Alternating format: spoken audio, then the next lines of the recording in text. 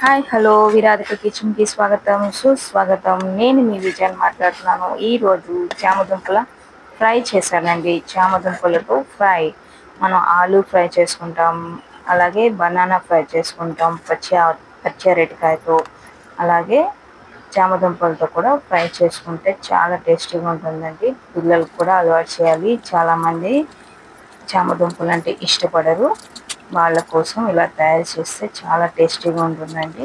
చాలా ఈజీగా తినేస్తారు అన్నమాట. ఇవి చామదుంపలు చాలా మట్టి పట్టేసి ఉన్నాయండి. నేను ఆల్రెడీ అరగంట ముందు నీళ్ళలో నానబెట్టుకున్నాను. మట్టి అంతా రుద్ది కడిగేసి మామూలు నీళ్ళతో మళ్ళీ రెండోసారి కడిగి ఇలాగా కుక్కర్ పెట్టుకున్నాను. కుక్కర్లో వచ్చేసి 4 విజిల్స్ రానివ్వాలండి. బాగా వేడిగా ఉన్నాయి, తీసి పక్కన పెట్టుకున్నాం. అలా వేడి నీళ్ళు ఉంచితే మరీ మెత్తగా అయిపోతాయండి. వెంటనే తీసేసి ఆరబెట్టుకుందాం. కొద్దిగా వేడిగా ఉన్నాయని నీళ్ళు వేసుకున్నాను. ఇలాగా తొక్క తీసేసుకుందాము. ఇలా తొక్క తీసేసుకుంటే త్వరగా అయిపోతుందండి నీళ్ళతో, లేదంటే జిగురు జిగురుగా ఉండి చేతులకి రావన్నమాట, జారిపోతూ ఉంటాయి. అందుకని కొద్దిగా నీళ్లు వేసుకొని ఇలాగా తొక్క తీసుకుందాం అన్నమాట. చాలా అంటే చాలా బాగుంటుందండి. పిల్లలకి చాలా హెల్తీగా ఉంటుంది, ఎంజాయ్ చేస్తూ తినచ్చు. ఇలాంటి ఫ్రైస్ కూడా పిల్లలకి అలవాటు చేయాలి.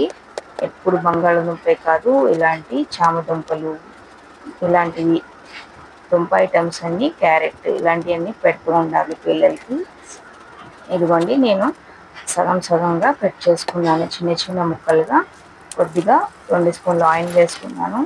3-4 పచ్చిమిర్చి, ఎండుమిర్చి, అలాగే ధనియాలు 2 స్పూన్లు, 1 స్పూన్ వచ్చేసి జీలకర్ర, 4 వెల్లుల్లి రబ్బలు వేసుకొని వేయించుకుందాం. ఇలాగా వేయించుకున్న తర్వాత 2 గుప్పులు కరివేపాకండి, శుభ్రంగా కడిగేసుకున్నాను. ఫ్రెష్ కరివేపాకు వేసుకొని ఇలాగా పచ్చివాసన పోయేటట్లు వేయించుకుందాం.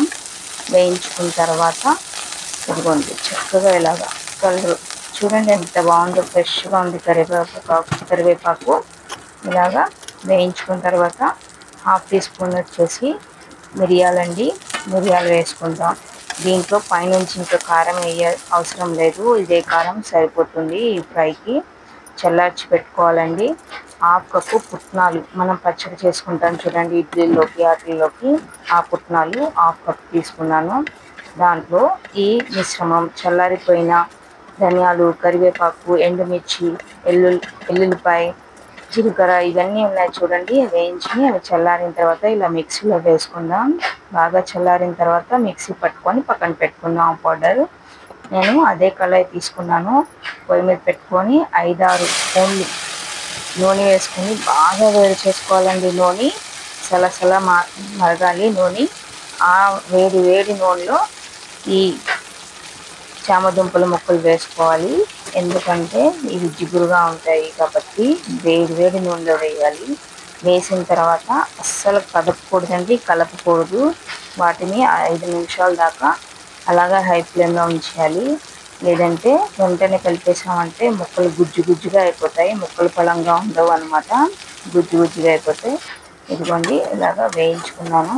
మంచిగా వేగిన తర్వాత 5 నిమిషాల తర్వాత కలుపుకున్నాను కదా, అందుకని ముక్క పలంగా కనబడుతుంది మనకి. చిటికెడు పసుపు వేసుకున్నాను. ఈ ముక్కలకు సరిపడా 1 టీ స్పూన్ వేసుకున్నాను అనమాట. వేసుకున్న ఇందాక మిక్సీ పట్టుకున్న పుట్నాల పౌడర్ ఉంది కదండి, కరివేపాకు పుట్నాల పౌడర్, అది ఇందులో వేసేస్తాం. ఇంకా దీనికి ఉప్పు కానీ కారం కానీ ఏమీ అక్కర్లేదండి. చక్కగా ఇలాగ కలిపేసుకుందాం. చక్కగా రెడీ అయిపోయింది.